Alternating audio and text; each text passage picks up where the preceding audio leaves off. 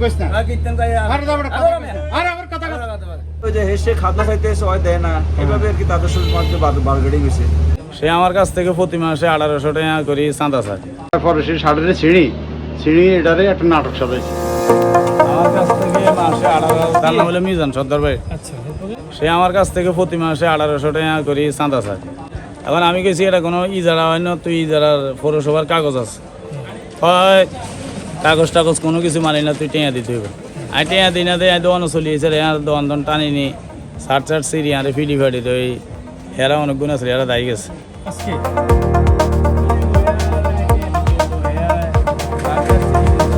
আমি মুড়িয়াহাটা আসি, কালেকশন অনেকে দেয় না, এই আনোয়ারা মানা করছে সবাইকে কালেকশন না দেওয়ার জন্য।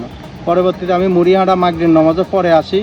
ওখানে আসার পরে আমি মুড়িয়াহাটার সভাপতি আছে মুরাদ ভাই, সেক্রেটারি আছে শরীফ ভাই, ওনাদেরকে অবগত করার পরে মুরাদ ভাইরে আমি ডাকি আনি যে ভাই উনি আমার খাজনাটা কেন দেয় না, একটু আপনারা জিজ্ঞাসা করেন। বেলা তার সাথে আমার ওখানে একটা ফয়সালা হয় যে সে আমাকে কালেকশনটা দিবে। এই কথার পরে আমি ওখান থেকে চলে আসি, আমি অন্য কাজে থাকি। এখন কিছুক্ষণ পরে আনোয়ার নাকি তার ফেসবুক আইডি থেকেও এটা ভিডিও করে তার জামা কাপড় ছিঁড়ে বা তাকে আঘাত করছি আমি এরকম কিছু নমুনা দিয়ে সে এটারে ফেসবুকে ভাইরাল করে আমার বিরুদ্ধে অপমানিত। এটার বিরুদ্ধে আমি তীব্র নিন্দা ও প্রতিবাদ জানাই। আচ্ছা, আমি ওখানে ছিলাম, ওখানে জাফর ছিল, আমি ছিলাম, ইমরান ছিল, পিন্টু ছিল, আরও কয়েকজন লোক ছিল। মিজানে হারুনের কাছে আসছে খাজনার জন্য। তারপরে হারুনে খাজনা দিতে অস্বীকৃতি জানায় এবং সে বলতেছে আমি প্রতি মাসে 300 টাকা করে দিব। তো আপনার ওই যে মিজানের নিয়ম অনুযায়ী মিজানে হারুনকে বলছিল যে আপনি আমারে এত টাকা করে দেওয়া লাগবে। হারুন বলছে যে আমি মাসে 300 টাকা দিব। তো 300 টাকা ও রাজি হয় না। পরে আমরা সবাই আলোচনা সাপেক্ষে, এখানে শরীফও ছিল, আলোচনা সাপেক্ষে সবাই 30 টাকা নির্ধারণ করে দিছে। সে যে ওখানে ছুটিগুলো বসায়, তো পরে সে কোনো কথা বলে নাই, না বলে উঠে যান ধরছে। পরে মিজানে বলছে যে আপনি কোথায় যান, আপনি বসেন। পরে মিজানে ওরে দড়ি বসাইছে, হয়তো বা জামা ধরছে, জামাটা জাস্ট কুচকে গেছে, কিন্তু আসলে এনে কোনো বিশৃঙ্খলা হয় নাই। ওর কোনো জামা কাপড় ছিঁড়ে নেয়। আর এই ছেলেটা হলো এই হারুন আমাদের রোডের মধ্যে সবচেয়ে বদ ছেলে এবং আমাদের রোডের ভাবমূর্তি সে নষ্ট করে। তারপরে সে শাড়ির ছিঁড়ি এটারে একটা নাটক সাজাইছে এবং আমাদের রোডের ভাবমূর্তিটা সে কেন নষ্ট করবে?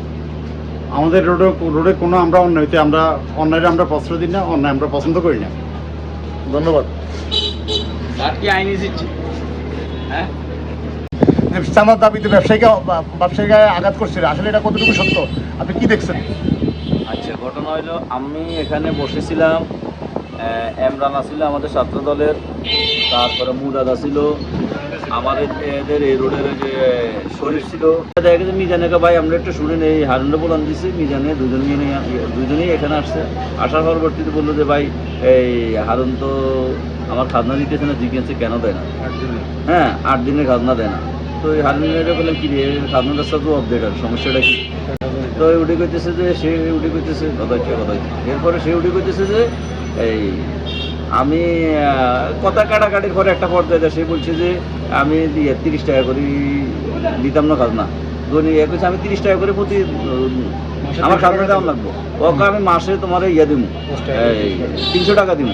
এ কারণে আমি তোমার 300 টাকা নেব না, মাসে খাজনা দেয়, দৈনিকের খাজনা নেব। এতে করে একটা বাড়াবাড়ি হয়েছে। বাড়াবাড়িতে আমরাও ছিলাম, তো আমরা মানাতে চেষ্টা করছি।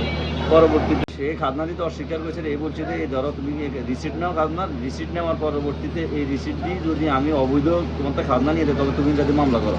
এই ধরো রিসিট আমার 8 দিনে খাজনা দাও। তারপরে সে হারুন মানে না, হারুন এই কথাটা মানে নেই।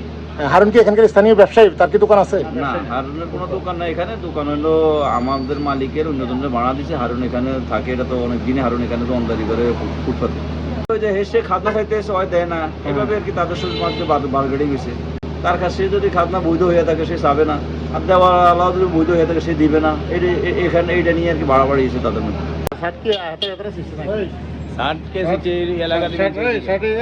এইভাবে শার্ট কুচ কেন ছিল? তুই সিঁড়ি নাটক সাজাস কিলাই? এই রোডের ভাবমূর্তি তুই নষ্ট করছিস। নামাজের কথা তুই কইস না। রোডের মধ্যে রোডের বিপদ